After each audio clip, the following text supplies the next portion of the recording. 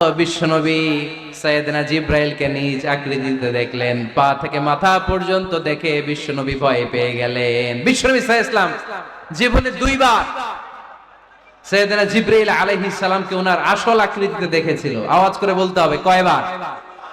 এক হচ্ছে মেরাজ রজনীতে সিদরাতুল মুনতাহায়, দুই হচ্ছে প্রথম যখন কোরআনের আয়াত নাজিল হয় বিশ্বনবী সাল্লাল্লাহু আলাইহি ওয়াসাল্লাম দেখলেন বিশাল একজন ব্যক্তি, পাটা হচ্ছে হেরা গুহায় আর মাথাটা হচ্ছে আকাশের উপরে।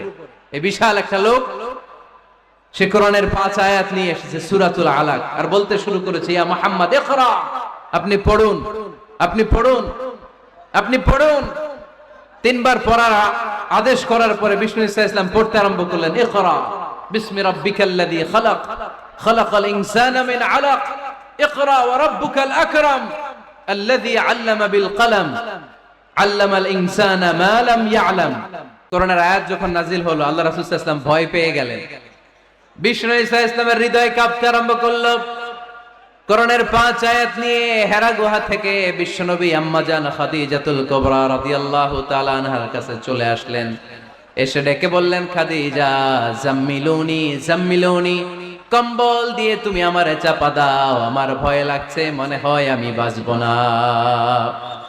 আম্মা জান খাদিজা বললেন, কি হয়েছে আপনার? বিশ্বনবী বললেন, বিশাল বড় একটা লোক কোরআনের 5 আয়াত নিয়ে এসেছে।